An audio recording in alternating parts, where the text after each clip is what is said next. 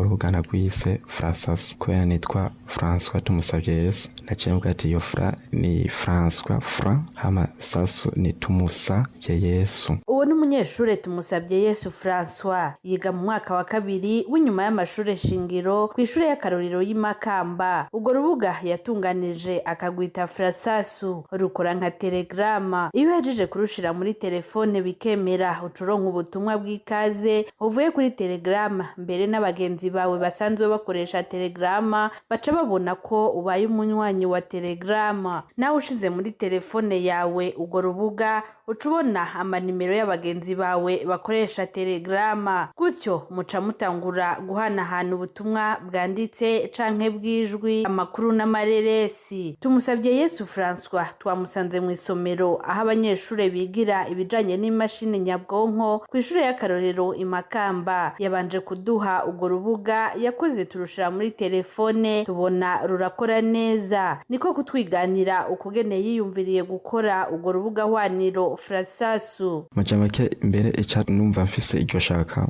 nuko naguma numva bagenzi banje bavuga ngo uba yarakoze uryo rubuga rwa Facebook, yari umwana muto cyangwa ati uko yagenjeje nanje ngerageze naho atabushobozi buhanitse mfise ngerageze ndabiko noshaka kwiyo ntumbere. Tuti none ubwenge bwo gukora urubugahwaniro wabukuye hehe kandi wiga mu mwaka w'icenda? Tumusavye Yesu nawe ati ico gene niga mu icenda mw'ishuri ntitwavyiga ariko nubwo ko ubumenyi noba narabukuye kuri internet genda ndi informa gushikaho mbona ko bimwe noshaka kurishora naho bimwe ndagenda bimenya uko imyaka igenda. Ubwo rubuga rero uhejeje kurushira muri telefone yawe ucubona ubutumwa bw'ikaze bwa Telegrama. Ijwi ry'Amerika yifuje kumenya ko tumusavye Yesu ativye ubuhinga bwa Telegrama, nawe yagize ati iyo umaze kurutesha ija urashaka kwanjuta umunywanyi wo kuri Telegrama mukaba murayaga nkuko nko muri WhatsApp GB ushaka kurungikira uwundi iyindi WhatsApp kandi ataruko mukoresha application imwe. Rero niyo no muri urwo rubuga Frasasu urashaka kurungikira canke kuvugana n'umuntu wo mu yindi application. Umwigisha Abayubahe Claude yigisha ubuhinga bwa none mu bijanye no gutumatumanako amakuru muri iryo shure yamukurikiranye kuva atanguye kubaka urwo rubugahwaniro, nawe yaruhiye ati ubwo butumwa bw'ikaze buza buvuye kuri Telegram. Hariho lien yakreye hagati y'iyo ya code source y'iyo yiwe no kuvuga na Telegram. Ni nkuko wari gushobora kuronka ubutumwa bw'ikaze buvuye directement kuri Facebook canke buje kuri email.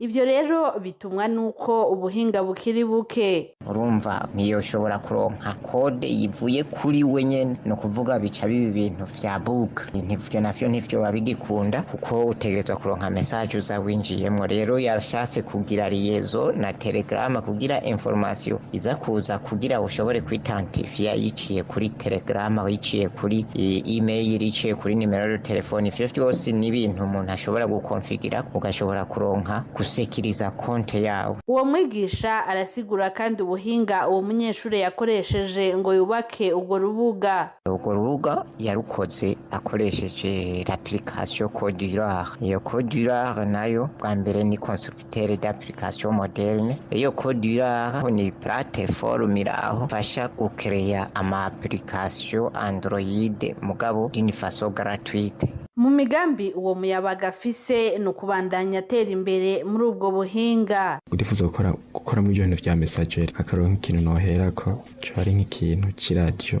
Radio FM kugira ngo amplisi iyo utilisation ya Frasasu habariho n'andi makuru ariko arumvikana hirya no hino kandi atari amakuru yo mu kinywara, amakuru azwi kujya kundi kw'amaradiyo. Hama ivyo bimaze gukunda ndashaka gushinga nyene n'iyindi societe y'abadeveloper b'amasite nyene nka Spere Cafe irimwo amaordinateur.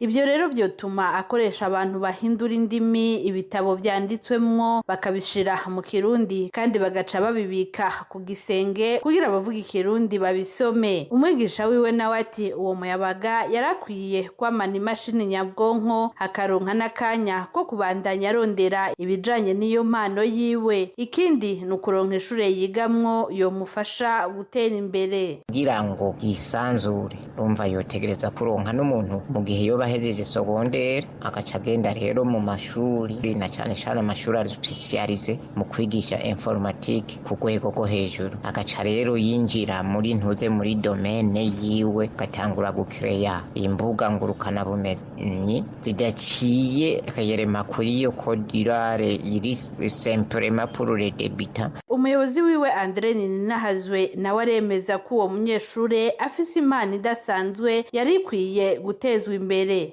Turamubonamwo impano ikomeye yo kurondera kuko ndetse n'ubwo rubuga n'umwana w'umwete inyuma y'ivyigwa we aba ariko ararondera ibintu by'ubushakashatsi cyo no kwita muri mu Gifaransa la créativité yamara umuntu aguma yiyumvira kandi iyo yimviriye araheza akabwira umuntu ati je niyumviriye kandi ndabona ko nashitse kuri Urwo rubugahwaniro Frasasu ruracari mu gihe cigeragezwa uwo muyabaga aracabuze amafaranga atanga kuwo muhindaro héberger canke ngo arushire mu ntonde z'izindi mbuga Play Store aho urukedeye ashobora kurutora akarushira muri telefone yiwe. Andre Ninahazwe arongoye ishure y'akarorero y'Imakamba asaba abajejwe indero kumutera intege niyo yaheza amashure yisumbuye akaba yaronkaho yoja kwiga kaminuza yo mufasha gutera imbere muri ubwo bumenyi asanganywe.